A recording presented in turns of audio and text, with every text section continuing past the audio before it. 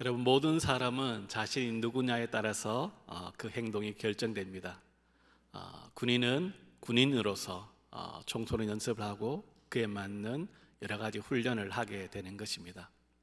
학생은 학생으로서 그 본분으로 공부를 열심히 해야 하는 것이죠. 학생이 공부를 하지 않는다면 그것은 잘못된 것입니다. 교사도 마찬가지입니다. 교사는 학생들에게 잘 가르쳐야 됩니다. 근데 교사가 학생들에게 잘 가르칠 것을 연구하지 않고 맨날 총소리 연습을 하고 군부대에 있는 무기에 관심을 가진다면 그 교사는 그만두고 군 입대해야 하는 것이죠. 자신이 누구냐, 우리의 그 정체성이 그 사람의 행동을 결정하는 것입니다. 그렇다면 우리는 누구입니까? 여러분, 우리의 정체성은 무엇입니까? 우리는 바로 그리스도인입니다. 맞습니까? 그리스도인이 누구입니까? 그리스도인은 그리스도 안에 있는 사람, 그리스도를 따라가는 사람, 그리스도를 닮아가는 사람입니다. 우리는 이 세상을 살아가고 있지만 이 세상을 따라가는 것이 아니라 하나님의 말씀을 따라가는 사람들인 것입니다.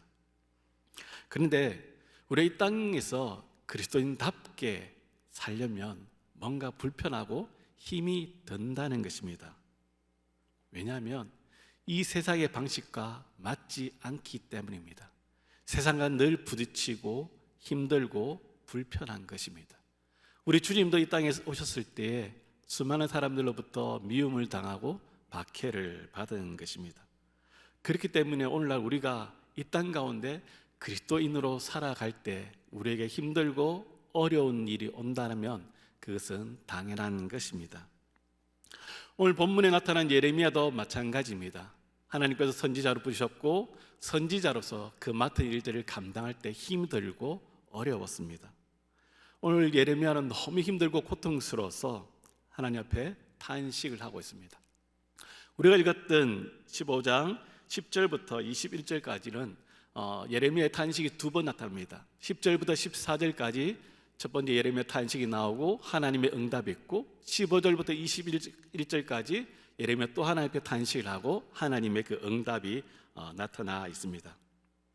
즉 예레미야 15장은 하나님 앞에 예레미야가 간청을 3번 했습니다. 하나님, 이 나라를 심판하지 말아달라고. 그런데 오늘 1절을 보십시오. 1절에 보면 이렇게 말씀하고 있습니다. 여호와께서 내게 이르시되 모세와 사무엘이 내 앞에 섰다 할지라도 내 마음은 이 백성을 향할 수 없나니 그들을 내 앞에서 쫓아내 보내리라. 무슨 말입니까? 내 앞에 지금 모세와 사무엘이 와서 기도해도 내 마음은 바뀌지 않는다는 것입니다. 하나님께서 이스라엘 백성을 심판하기로 작정하셨습니다. 예레미야가 3번이나 간절하게 기도했습니다. 그런데 하나님께서 뭐라고 말씀합니까? 그만하라는 거죠. 그리고 지금 모세가 기도하고 사무엘이 와서 기도해도 내 마음은 바뀌지 않는다는 것입니다. 하나님의 심판은 변함이 없다는 것입니다. 그렇다면 왜 이스라엘 백성들은 심판을 받게 된 것입니까? 4절 말씀입니다. 4절 우리 자막을 같이 한 목소리로 읽겠습니다. 시작. 유다 왕 히스기야의 아들 므낫세가 예루살렘에 행한 것으로 말미암아 내가 그들을 세계 여러 민족 가운데에 흩으리라. 아멘. 바로 므낫세의 그 죄 때문에 심판을 받는 것입니다. 여러분, 므낫세는 남유다 왕 중에 가장 악한 왕으로 평가됩니다. 그의 죄악은 남유다를 영적으로 타락하게 했고 하나님과의 그 언약 관계를 깨뜨리게 한 사람입니다. 바알과 아세라를 숭배하게 했고 심지어는 성전 안에 우상을 세우게 됩니다. 그리고 예루살렘에 수많은 무죄한 죄가 없는 사람의 피를 흘려서 그 예루살렘에 피가 가득하게 되는 것이죠. 그리고 더 나아가서 어떤 죄를 지릅니까? 바로 자기 자녀를 몰렉에게 바쳐서 제물로 드린 인신제사까지 드리게 되는 죄를 저지른 것입니다. 열왕기하 21장 4절에서 16절 보면 이 므낫세의 죄가 잘 나타나고 있습니다. 이런 것들이 지금 이스라엘 백성들에게 나타나고 있는 것이죠. 그래서 하나님은 심판을 바꿀 수 없다는 것입니다. 예레미야의 마음이 어떻겠습니까? 하나님께 간청을 했지만 하나님은 심판하겠다는 것입니다. 그래서 백성들에게 외치는 것이죠. 회개하라고, 돌아오라고. 그렇게 이스라엘 백성들에게 예레미야가 전하지만 백성들의 반응은 무엇입니까? 거부하고 반대하고 핍박하는 것입니다. 심지어 자신의 그 고향 사람들까지도 이 예레미야를 죽이려고 하는 것입니다. 그래서 예레미야는 너무 괴롭고 마음이 아픈 것입니다. 그래서 오늘 본문 10절에 이렇게 고백하는 것입니다. 내게 재앙이로다 나의 어머니여, 어머니께서 나를 온 세계에 다투는 자와 싸우는 자를 만날 자로 낳으셨도다. 무슨 말입니까? 어머니께서 나를 낳으셔가지고 지금 수많은 사람들이 저와 싸우고 논쟁하고 저를 핍박하고 미워합니다. 저를 낳으셔서 이렇게 고난당하게 하십니까? 그렇게 말하는 것입니다. 그러면서 10절 후반절에는 이렇게 말하는 것이죠. 사람이 내게 꾸이지도 아니하였건만 다 나를 저주하는도다. 내가 꾸어주지도 않았고 다른 사람이 내게 꾸어주지도 아니하였다는 것이죠. 무슨 말입니까? 이스라엘 백성들이 바로 이 고금 그 고리 대금업자를 향해서 많은 사람들이 손가락질하고 비난하고 미워했습니다. 왜냐하면 원래 돈을 빌려줄 때 이자를 받지 않아야 합니다. 그래서 율법에 정해져 있습니다. 그런데 나쁜 고리 대금업자는 이자를 받는 것이죠. 그러면서 수많은 사람들이 저 사람들을 욕하고 손가락질하고 비난한 것입니다. 근데 그 손가락질하고 비난하고 욕하는 것이 바로 예레미야에게도 똑같이 하는 것이죠. 단지 예레미야는 하나님의 그 말씀을 전한 것밖에 없습니다. 그런데 예레미야를 향해서 모든 사람들이 나쁜 사채업자에게 향하는 그 손가락질, 저주를 하는 것입니다. 그렇다면 여러분 왜 예레미야가 이런 욕을 먹을까요? 왜 예레미야가 이런 핍박과 이스라엘 백성들의 그 반대를 당하게 되는 것입니까? 그 이유는 백성들이 원하고 기대하는 그것을 전하지 않기 때문입니다. 이스라엘 백성들은 편안하고 안락하고 잘 살기를 원하는 것이죠. 즉 하나님의 축복을 바라고 있는데 예레미야는 하나님께서 심판한다는 것입니다. 너희들의 그 죄악을 심판하겠다는 것이죠. 빨리 돌이키라고 전하고 있는 것입니다. 죄와 하나님의 심판을 얘기하니까 이스라엘 백성들은 듣기 싫은 것입니다. 불편한 것입니다.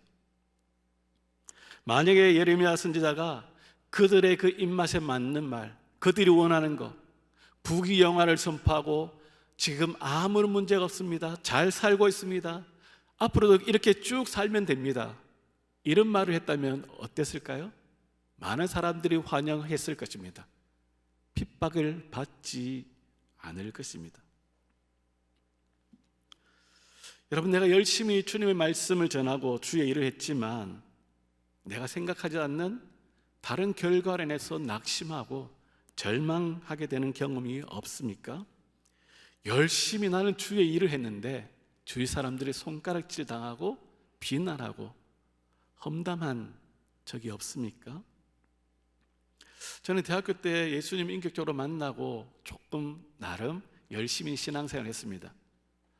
그래서 아침에 일찍 학교에서 우리 크리스찬계 선교단체에서 학교를 위한 중보기도 모임도 꼬박꼬박 참석했습니다. 그리고 시간 날 때면 도서관에 가서 성경을 읽고, 그리고 이제 또 일주일의 시간을 정해서 학교 근처에 있는 교회 가서 기도 시간까지 가졌습니다. 나름대로 학교를 위해서 기도하고 과를 위해서 기도하고 전도하고 책을 읽고 열심히 신앙생활을 했는데 돌아온 결과는 어땠을까요? 제가 생각하는 거랑 완전히 달랐습니다. 캠퍼스는 여전히 바뀌지 않았습니다. 과도 바뀌지 않았습니다. 지금 생각해 보면 아마 열심히 좀 기도하고 나름 신앙생활 잘하면 성적이 좀 좋아질 것으로 제가 생각한 것 같아요. 그런데 어떻습니까? 과에서 인정받는 것도 안 되고 사람들이 따라오는 것도 안 되고 성적도 그렇게 좋아지지 않고 여러 가지 생각했는 이 모든 것과는 다 반대의 경우가 생기는 것이죠. 심지어 열심히 신앙생활하면 부모님께서 용돈을 좀 많이 줄 줄 알았어요. 용돈을 좀 팍팍 줘서 야, 이게 좀 멋있게 쓰고 싶은데 똑같은 거예요. 열심히 신앙생활 했는데 내가 생각한 거는 완전히 다른 결과가 나타나는 것이죠. 그때 드는 생각이 무엇입니까? 해도 안 되네. 내 혼자 이게 뭐한 것일까?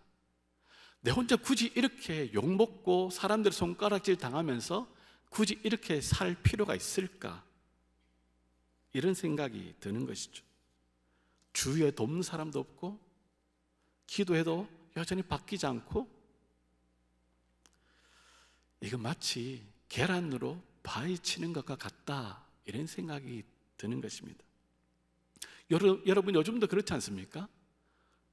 여러분 가정을 위해서 기도하고, 여러분 지역을 위해서 기도하고, 직장을 위해서 기도합니다. 그리고 나름 신앙생활 열심히 하고 있습니다. 근데 돌아온 결과는 어떻습니까? 가족들이 변화되어지고, 직장에 있는 사람들이 변화되어지고, 직장의 문화가 바뀌고, 막 하나님의 그 공의와 하나님의 통치가 임합니까?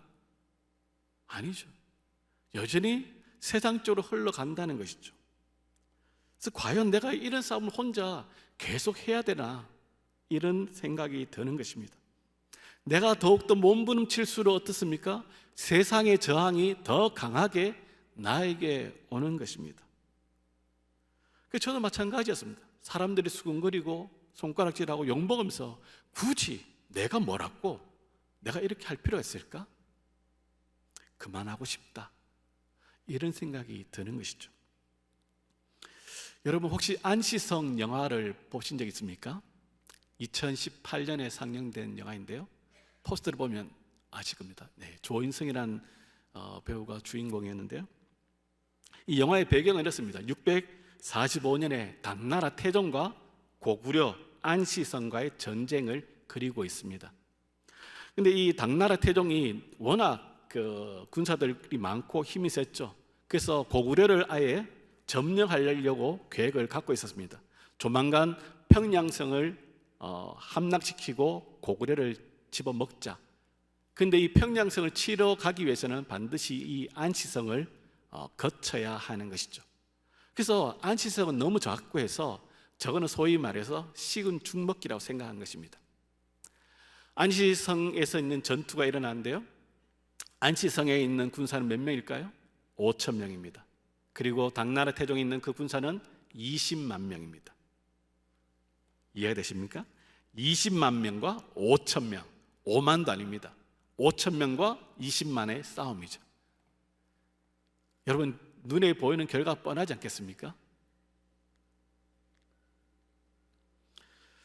그때 안시성에 있는 그 밑에 있는 군사가 이 성주 장군에게 묻습니다. 정말 싸우실 겁니까? 안시성 성주 조인성이 이렇게 대답합니다. 싸워야 할 때는 싸워야 하는 것이다. 정말 다윗과 골리앗 같은 싸움인데 1차전에서 기적 같은 승리를 하게 되는 것입니다. 그리고 난 이후에 그 밑에 있는 또 신하 군사가 묻습니다. 2차전 때는 더 많은 기마병과 더 많은 인원이 몰려올 것입니다. 이것은 싸워봤자 결과가 뻔합니다. 그때 이렇게 말합니다. 그래도 계속 싸울 겁니까? 그 말에 조인성, 이 안시성 성주 장군이 이렇게 말합니다. 너는 이길 수 있을 때만 싸우냐? 이 멋진 대사를 날리고 2차전 싸우게 됩니다. 그리고 2차전도 놀랍게도 승리하게 됩니다. 이 영화를 보면서 제가 은혜를 받은 것은, 야, 고구려의 힘이 대단하다, 전략을 잘 세웠다, 이게 아니라 이 주인공이 뱉은 대사였습니다.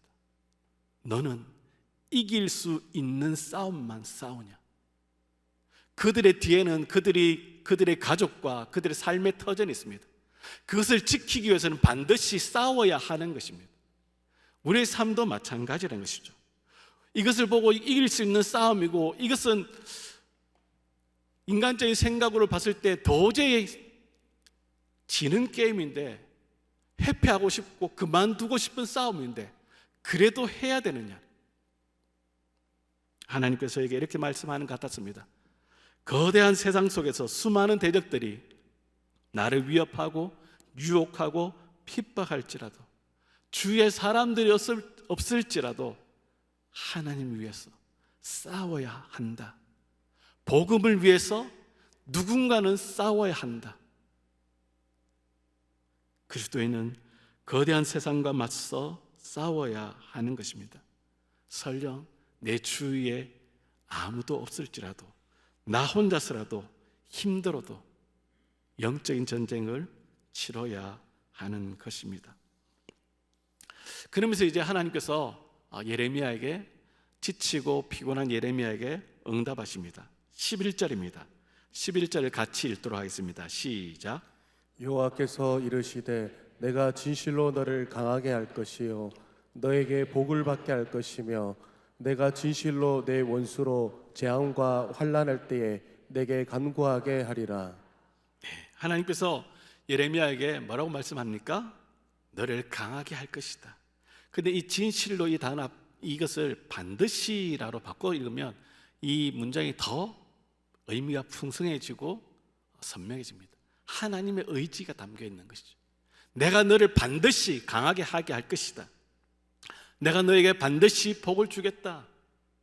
그리고 반드시 내 원수로 재앙과 환난의 때에 내게 강구하게 하리라.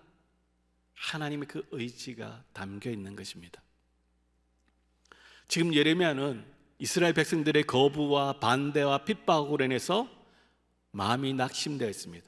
또 하나님께서 심판을 멈추지 않겠다는 거죠. 하나님께서 심판하겠다는 그 말씀에 예레미야는 주눅 들어 있는 상태입니다. 근데 하나님께서 예레미야에게 내가 너를 강하게 하겠다. 더 이상 나약하지 않고 담대히 하나님 말씀을 모든 이스라엘 백성들에게 다시금 선포할 수 있도록 너를 강하게 하겠다. 그렇게 말씀하는 것입니다. 여기서 복은 물질적인 복이 아니라 좋은 결과라는 의미입니다. 예레미야의 그 사역에 좋은 결과를 하나님께서 약속하시는 것입니다. 그것이 바로 그 뒤에 나오는 것이죠. 내 원수의 재앙과 환난의 때에 내게 간구하게 하리라. 지금 어느 누구도 이스라엘 백성들은 예레미야의 말을 듣지 않습니다. 그를 거부하고 반대하고 핍박했습니다. 그런데 어떻게 합니까? 환난의 때에, 즉 바벨론이 쳐들어왔을 때에 이제 그들이 진짜인 것을 보게 되는 것이죠. 그리고 예레미야의 말에 귀를 기울게 될 것이고 예레미야에게 도움을 요청하게 되는 것입니다. 그러면서 하나님께서 말씀하는 것이 무엇입니까?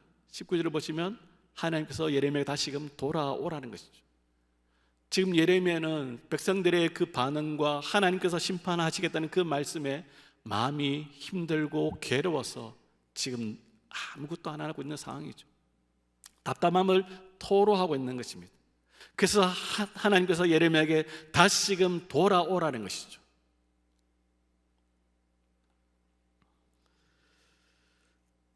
여러분, 우리가 이렇게 예레미야 같이 답답하고 힘든 그런 상황을 만날 때가 있습니다. 그렇지만 하나님께서 우리를 부르셨습니다. 모든 그리스도인들은 하나님께서 우리에게 각자에게 주신 그 사명이 있습니다. 여러분, 힘들어도 우리에게 맡겨진 그 사명의 길을 끝까지 걸어가야 한다는 것이죠. 힘들다고 포기해서는 안 되는 것입니다. 힘들어도 그 자리를 지키시고 그 자리에서 다시 넘어졌더라도 다시 일어나서 걸어가야 하는 것입니다. 하나님께서 우리를 다시금 강하게 하실 것입니다. 하나님 우리에게 복을 주실 것입니다. 하나님께 우리 상황을 역전시켜 주시겠다고 약속하고 있는 것입니다. 사랑하는 성도 여러분, 우리가 이 세상을 살아가는 그 이유가 무엇입니까? 이 세상의 성공을 바라는 것이 아닙니다. 잘 사는 것이 하나님께서 원하는 것이 아닙니다. 세상 사람들과 다르게 살아가는 것을 보여주는 것이죠.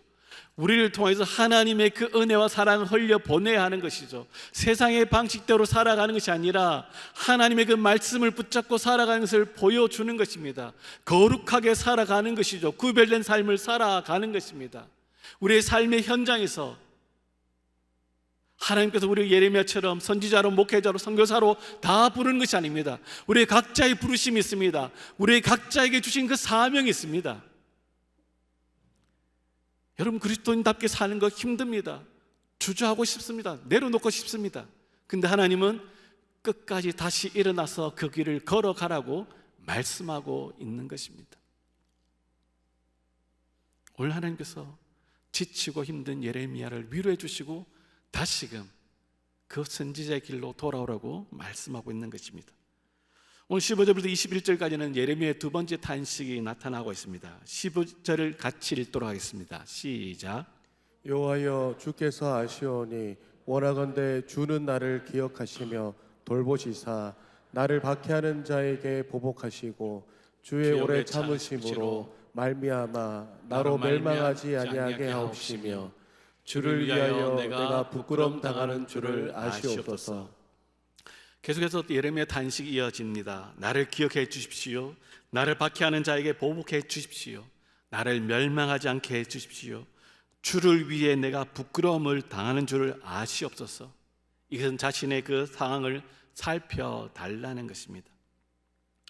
그러면서 자신은 유다 백성들과 달리 주의 이름으로 일컬음을 받은 자입니다.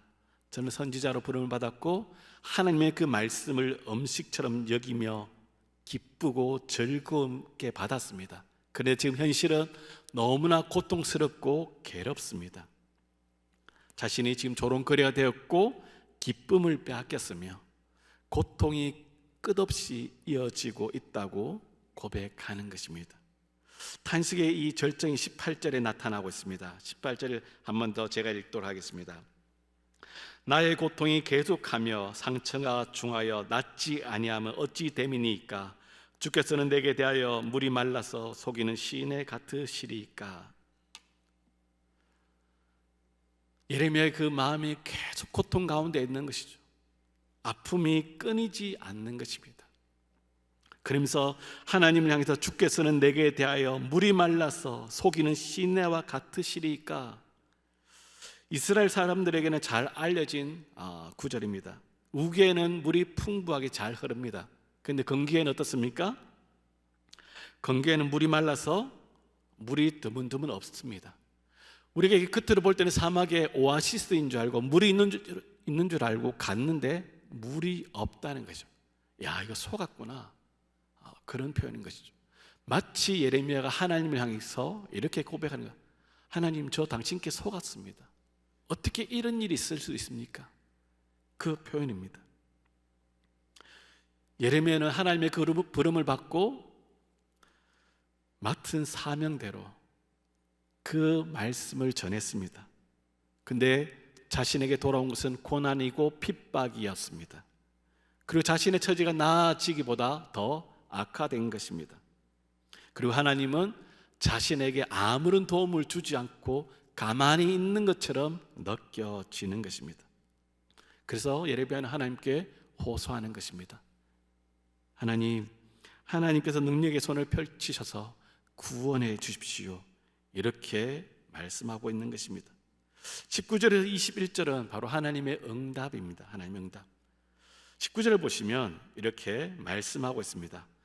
여호와께서 이와 같이 말씀하시되 내가 만일 돌아오면 내가 너를 다시 이끌어 내 앞에 세울 것이며 내가 만일 헛된 것을 버리고 귀한 것을 말한다면 너는 나의 입이 될 것이라. 그들은 내게로 돌아오려니와 너는 그들에게로 돌아가지 말지니라. 예레미야에게 하나님께서 요청하는 것이죠. 다시금 돌아오라고, 내게로 돌아오라고. 현재의 그 고통으로 인해서 절망과 회의에 빠지지 말고 너를 부르시고 그 일을 맡겼을 때 하나님께서 네가 지금 해야 할 일이 있다는 것을 다시금 상기시켜 주는 것입니다. 다시금 돌아오라는 것입니다. 예레미야의 그 지금 상황은 너무나 고통스럽습니다. 그러나 하나님께서 자신을 부르신 그 소명과 하나님께서 예레미야에게 주신 그 사명을 잊어서는 안 된다고 말씀하고 있는 것입니다. 아무리 현실적인 고통과 아픔이 있을지라도 선지자로서 그 사명을 끝까지 감당해야 된다고 말씀하는 것입니다. 20절과 21절을 같이 읽도록 하겠습니다. 시작. 내가 너로 이 백성 앞에 경고한 노선병이 되게 하리니 그들이 너를 칠지라도 이기지 못할 것은 내가 너와 함께하여 너를 구하여 건짐이라. 여호와의 말씀이니라. 내가 너를 악한 자의 손에서 건지며 무서운 자의 손에서 구원하리라. 아멘. 하나님께서 예레미야에게 이렇게 말씀합니다. 네가 다시 돌아오면, 다시 선지자의 그 길을 걸어가면 어떻게 합니까? 내가 견고한 성벽이 되게 하리니 거들이 너를 칠지라도 이기지 못하게 하게 될 것이다. 하나님께서 그들에게, 예레미야에게 주신 약속은 내가 너와 함께 하겠다고 말씀하는 것입니다.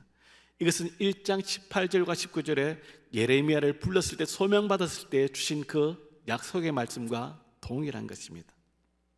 다시 한번 부르실 때 그것을 기억하게 하는 것입니다. 오늘 말씀 보시면 예레미야에게 하나님께서 예레미야가 겪고 있는 그 고통을 없애주겠다고 말씀하지 않습니다.